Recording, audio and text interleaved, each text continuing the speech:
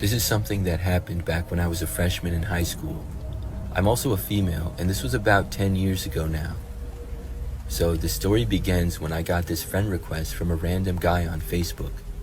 I looked at his profile and saw that he appeared to be around my age, and we did have a couple of mutual friends. His profile said he went to a different high school, but it was one that was nearby in just the next city over from mine. I accepted the friend request because of this, and I was also slightly curious of how the guy knew about me. For the most part, he looked like a pretty typical kid though. Not long after I accepted his friend request, he sent me a message saying hi. I said hi back to him, and we started having a basic conversation. I don't recall everything said, but the conversation continued into the next day. I remember that's when he asked me if I wanted to hang out with him. Now, I had only just met him, and we went to different schools. He seemed nice to that point from talking, and I almost said yes, but then I ended up saying no at that point because I just didn't know him well enough yet. He said maybe some other time, and I said yes to that, but not making any official plans. For the rest of that day and into the next, we continued to talk on and off.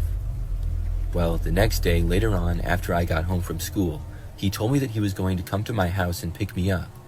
Once more, I did not feel comfortable to hang out with the guy yet. I told him that I would not be able to, but he didn't respond to me for a while. About 20 minutes later or so, he told me to come outside, saying that he was there. I got a bad feeling about it, and also realized now that this guy must be at least 16 years old if he was driving around. I walked over to the front of the house and saw that there was a car parked out on the side of the street. It was a red four-door sedan that was kind of old looking. However, the windows were rather tinted and I could not see inside. I was really surprised that he had driven all the way to my house. At first, I felt kind of bad for him to drive all that way and not hang out with him. We had been talking for a few days, and most likely he wouldn't be a bad guy, so I almost walked outside and got into his car. But my parents were also home, and I would have to tell them where I was going, and I didn't think they would want me to go with this guy. After thinking about it for a minute or two, I decided not to go.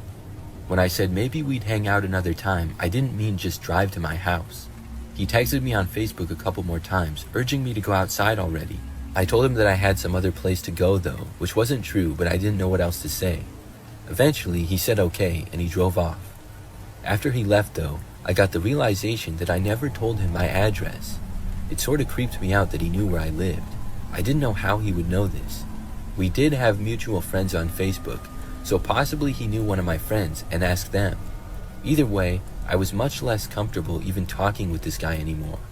However, despite that very same night, he continued to send me messages. I remember that this was several hours later, probably 9 or 10 at night. He asked me where I was and what I was doing. I told him that I was just in my room doing homework, which I was. After that, he did not respond right away. I don't remember what assignment I was doing, but I was pretty focused on it. I sat at my desk in the corner of my bedroom. About 20 minutes later though, I heard this car driving down the street slowly outside. My bedroom was at the front end of the house, and I could see out to the street. We also lived in a pretty quiet neighborhood, and at this hour, it was rare for somebody to drive past. So hearing a car driving slowly just got my attention for some reason. I remember lifting up the blinds and glancing out the window. When I did, I saw this car moving very slowly and sort of pulling over to the side of the street, across from our house and a little ways down. That's when I realized this was the same red car with the tinted windows. I looked back to Facebook, but there were still no new messages. He hadn't told me that he was coming over again, and he didn't tell me to come outside either. I was expecting him to tell me again that he was there and to go with him like before, but he didn't. As the car continued to just sit there outside on the side of the street running, I kept an eye on it. After several more minutes, the driver's door opened. I saw a man get out, but it wasn't some 16-year-old kid. It was a grown man, probably like 40. He got out and started walking in the direction of our house. At this point, I quickly got up and ran out of my bedroom.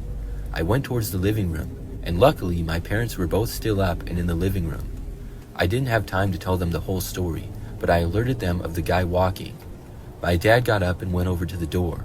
I looked through the front window, and by now the man was walking on the side of the street towards our house. My dad went over to the front door and opened it. When he did, the man kept walking farther away down the street in the opposite direction of his car. My dad actually went outside and followed the guy, calling for him to stop, But at that point, the guy took off running. My dad did not run after him and came back inside. That's when I told my parents the whole story of how I thought I was talking to a kid my age, and also how he just showed up without me giving him my address. My parents called the police at that point, and my dad went and stood outside in the front door, seeing if the guy would head back for his car because it was still there. When the police arrived, the man was still nowhere in sight. They spoke with us, and then went out and looked for the man. He had to show up eventually because of his car, and when he did, the police got him. After that, I learned a valuable lesson about Facebook and social media.